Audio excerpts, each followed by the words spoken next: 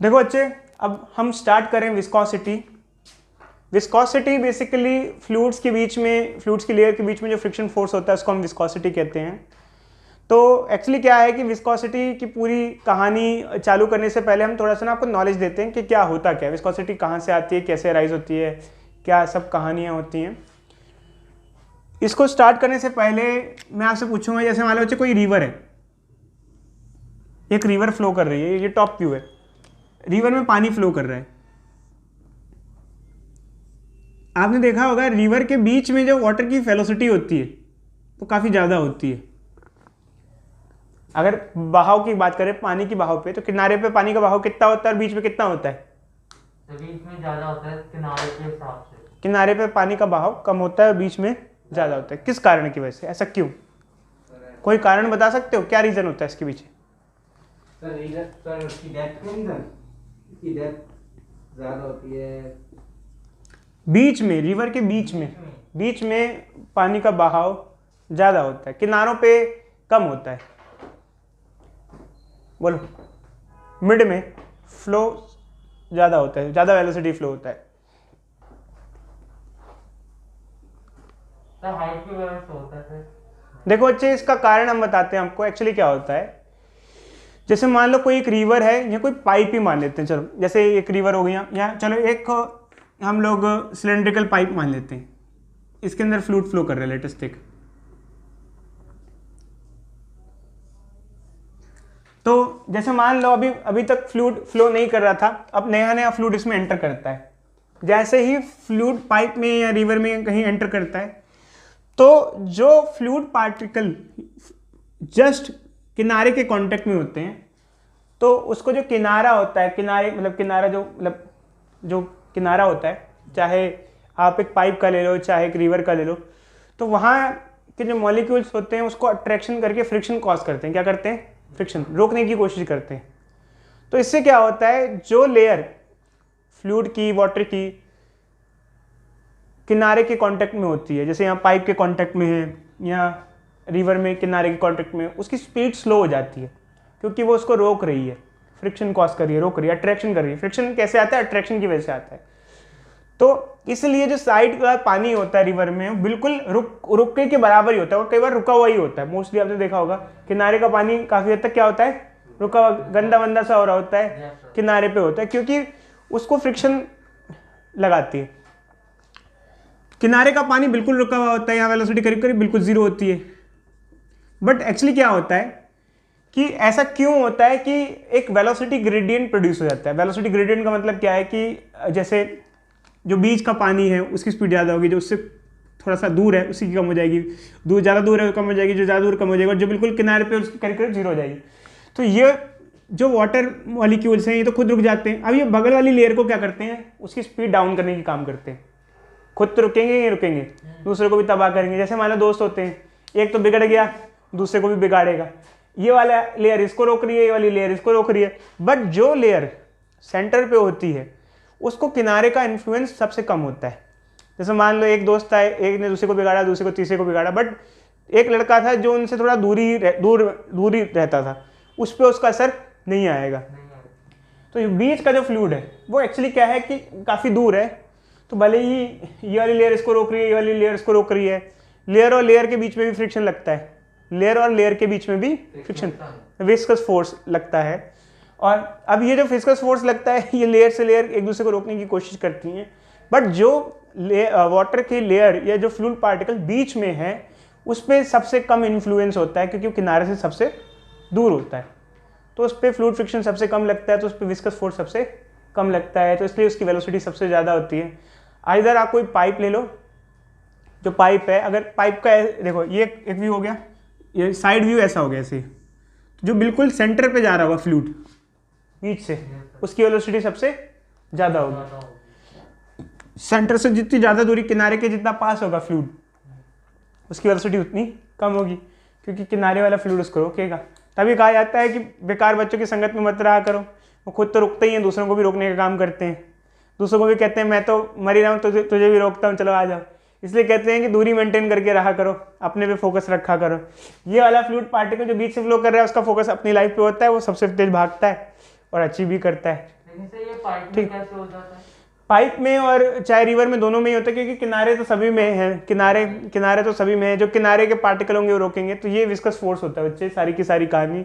अब किसी को कुछ पूछना है तो बच्चे बताओ, यहाँ पर कोई बात समझ में ना आई हो तो। अब हम देखें डेफिनेशन के अकॉर्डिंग तो विस्कस फोर्स क्या होता है। विस्कस फोर्स क्या होता है?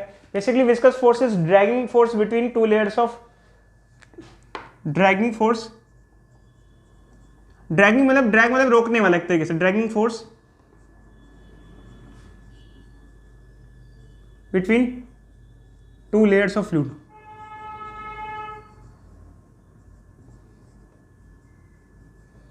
ठीक है, तो देखो बच्चे ये जो विस्कस फोर्स है, जैसे पाइप में ऐसा प्रोफाइल हो गया, पाइप के टाइप में ऐसा प्रोफाइल होता है। अगर हम लोग देखें रिवर में वेलोसिटी प्रोफाइल कैसी बनती है एक बार देखते हैं। वेलोसिटी प्रोफाइल मतलब वेलोसिटी कैसे होती है। देखो बच्चे, मान लो एक नदी है, ये नदी का बॉटम हिस्सा है, bottom of river, bottom of river.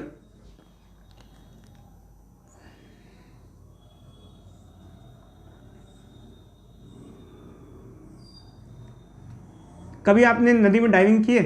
Yes, sir. नदी में जो नीचे का पानी होता है क्या काफी तेजी से चल रहा होता है?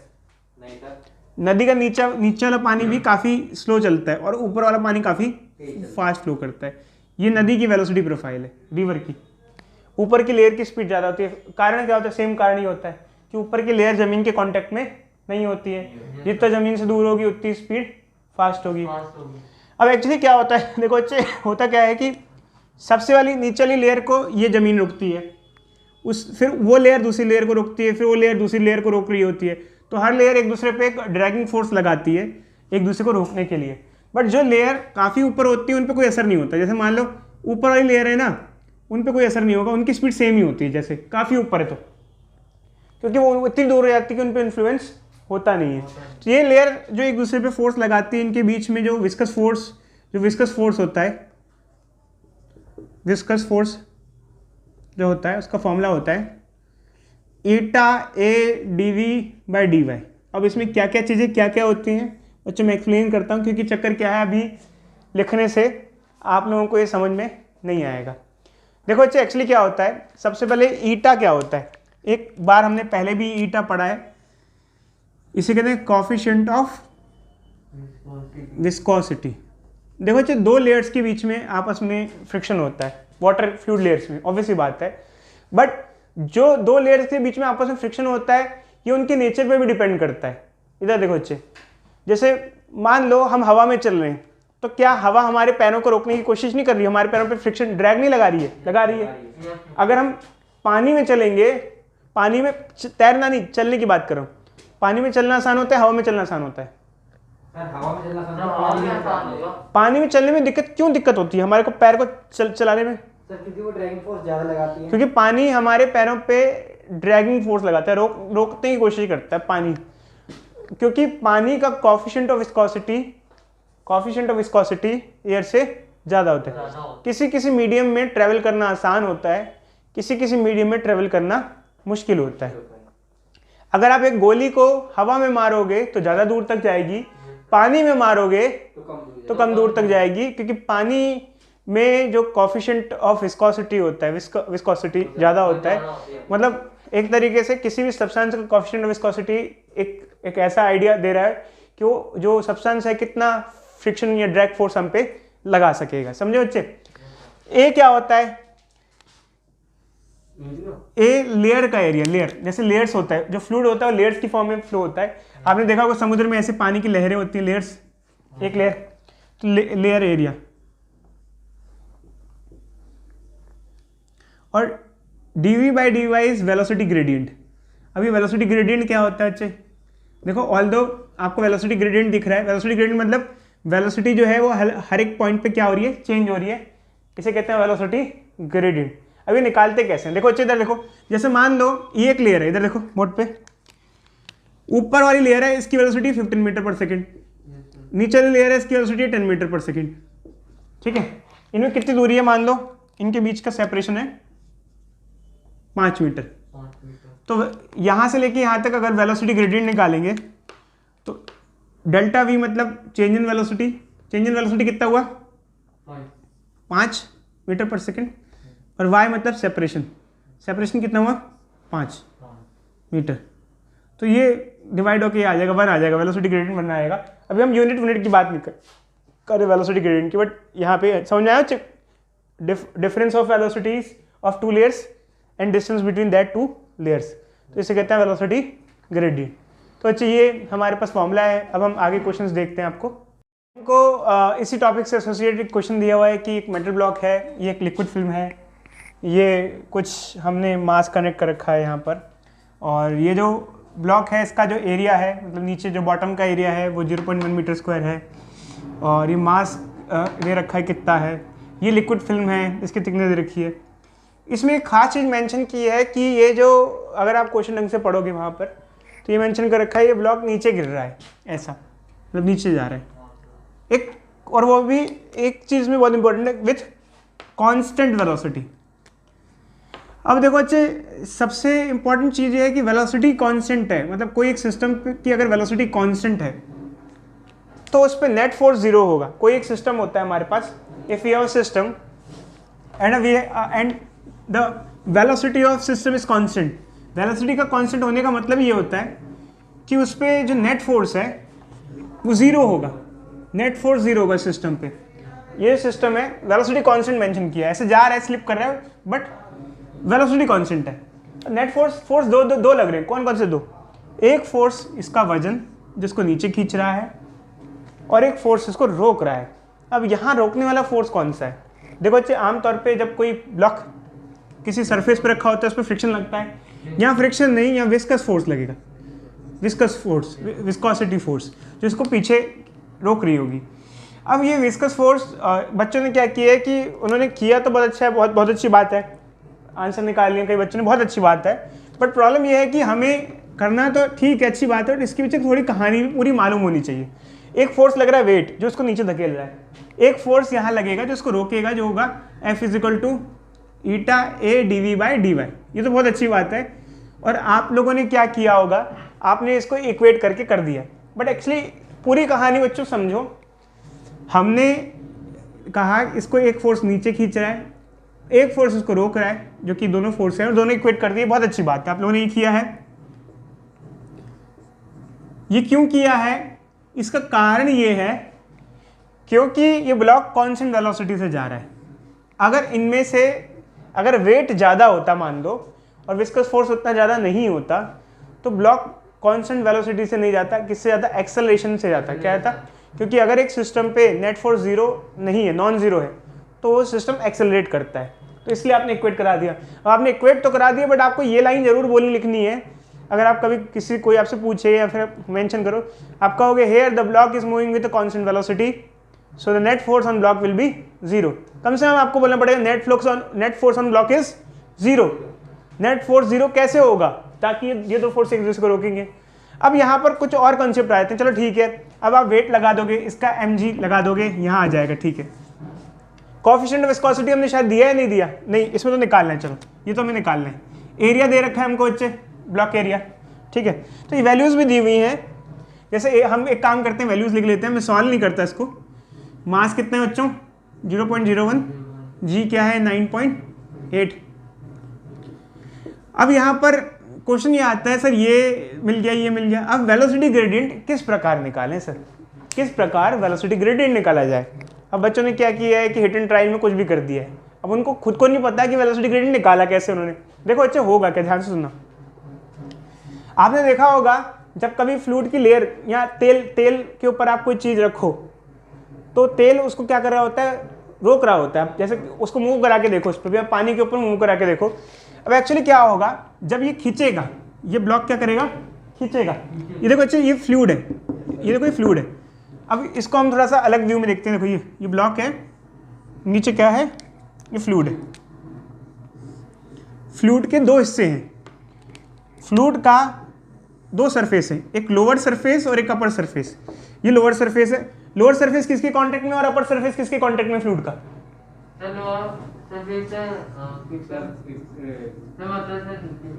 जो भी सरफेस है ये लोअर सरफेस जो है वो हमारा कोई जो मतलब फ्लोर है या फिर ये जो टेबल है ये जो टेबल है टेबल के कांटेक्ट में है। टेबल कैसी है? रेस्ट पे है। टेबल तो रेस्ट पे है, तो लोअर सरफेस जो फ्लूइड का लोअर सरफेस होगा, मतलब जो फ्लूइड जो पूरा है, अगर लोअर सरफेस रेस्ट पे, तो नीचे वाली लेयर की वेलोसिटी क्या हो जाएगी? 0। ऊपर वाली लेयर ब्लॉक के कांटेक्ट में है और जो ब्लॉक की वेलोसिटी होगी वो ऊपर वाली लेयर की वेलोसिटी होगी, क्योंकि ब्लॉक के साथ साथ वो लेयर चिपक गई है उसके साथ साथ। तो जो वेलोसिटी अपर लेयर की होगी ब्लॉक की होगी सेम होगी। क्या वेलोसिटी होगी इसकी? ब्लॉक की कितनी है? 0.085। समझ में आ गया? 2 लेयर की वेलोसिटी मिल गई। वेलोसिटी ग्रेडियंट के निकालने के लिए हमें 2 लेयर की वेलोसिटी चाहिए होती है। अगर हमें वेलोसिटी ग्रेडियंट निकालना है तो 2 लेयर की वेलोसिटी चाहिए होती है। तो डेल्टा वी क्या करेंगे? एक नीचल लेयर और अपर, क्या डिफरेंस हो जाएगा बच्चे? ऊपर की लेयर की कितनी है? 0.085 माइनस 0। अब इन दोनों लेयर अपर और लोअर लेयर में कितना दूरी है? दूरी कितनी बताना? इनकी दूरी इनकी थिकनेस है, जितनी लेयर की थिकनेस है उनकी दूरी। कितनी थिकनेस है लेयर की? कितनी?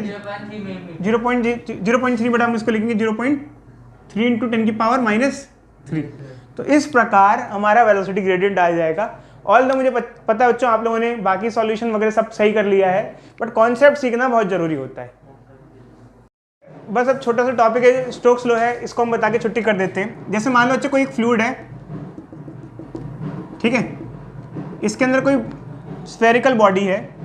अच्छा, इसमें मेरा लॉजिक मत सोचना, मैं कुछ नहीं है, मेरी तरफ से कुछ एडेड नहीं है। स्टोक्स एक साइंटिस्ट थे, उन्होंने बताया था, मान लो कोई फ्लूइड है, इसमें एक बॉल जा रही है, तो बॉल के आसपास जो फ्लूइड होगा, चाहे एयर हो चाहे वाटर हो, वो जो फ्लूइड होगा उस पर फ्रिक्शन लगाएगा। जैसे हम हवा में चलते हैं तो हमें फ्रिक्शन लगता है, एयर फ्रिक्शन लगता है, इस पर फ्लूइड फ्रिक्शन लगेगा, और फ्लूइड फ्रिक्शन लगेगा उसको विस्कस फोर्स भी कह सकते हैं। इसकी वैल्यू होती है 6 पाई ईटा RV। अब ये क्या क्या होता है? ये तो विस्कस फोर्स हो गया, कितना लग रहा है फ्लूइड फ्रिक्शन। देखो बच्चे यहाँ पर ध्यान रखना, कई सारी टर्म्स एक साथ यूज कर सकते हैं। Viscous force, drag force, friction force. सुनो, viscous force, drag force, friction force, fluid friction. तो कभी कंफ्यूज मत हो जाना। कई बार बच्चे कहते हैं सर कभी आप ड्रैग फोर्स यूज करते हो, कभी फ्रिक्शन फोर्स यूज कर सकते हो, तो यार सब कोरिलेटेड टर्म्स हैं। अब क्या क्या चीज़ क्या क्या है? R क्या हो गया? इसका रेडियस हो गया। ये स्फेरिकल के लिए ही उन्होंने फॉर्मूला दिया था। अब क्यों दिया था, क्या दिया था भाई, हमारा कोई डिस्कशन नहीं है, बस हम तो भाई बता रहे हैं आपको कि रेडियस ऑफ बॉडी ये है, V is velocity of body, velocity of body. अब इसको अगर स्टडी किया जाए तो बच्चे ईटा कोएफिशिएंट ऑफ फ्रिक्शन हो गया फ्लूइड का। इससे हमें बस एक चीज पता चलती है कि अगर कोई बॉडी किसी फ्लूइड में जा रही हो तो उस पर जो फ्रिक्शन लगता है, फ्लूइड फ्रिक्शन लगता है, ये 3 पैरामीटर पर खासकर डिपेंड करता है। वो जो फ्लूइड है उसकी विस्कोसिटी कितनी है। जैसे अगर गोली अगर हम हवा में मारेंगे तो हवा में उस पर फ्रिक्शन कम लगता है, पानी में ज़्यादा लगता है। फ्लूइड की प्रॉपर्टी पे डिपेंड करता है, बॉडी के रेडियस पे डिपेंड करता है। बॉडी का साइज ज़्यादा होगा तो उस पर फ्लूइड फ्रिक्शन ज़्यादा लगेगा, बॉडी की वेलोसिटी ज़्यादा होगी तो उस पर फ्लूइड फ्रिक्शन ज़्यादा लगेगा। तो 3 पैरामीटर्स पे फ्लूइड फ्रिक्शन डिपेंड करता है बच्चे। इसे आप थोड़ा सा देख लेना, एनालिसिस कर लेना। तो ये है बच्चे हमारी कोएफिशिएंट ऑफ फ्रिक्शन नहीं, आप कोएफिशिएंट ऑफ विस्कोसिटी लिख दो यार। मैं कई बार ना विस्कोसिटी को भी फ्रिक्शन बोल लेता हूँ, मैं कई बार इंटर रिलेट कर देता हूँ, मतलब विस्कोसिटी, फ्लूइड फ्रिक्शन, ये term drag force, but actually इसको प्रॉपर्ली कोएफिशिएंट ऑफ विस्कोसिटी कहते हैं। तो आप लिख लो, ये n नहीं होता, ईटा होता है, ईटा ग्रीक अल्फाबेट है।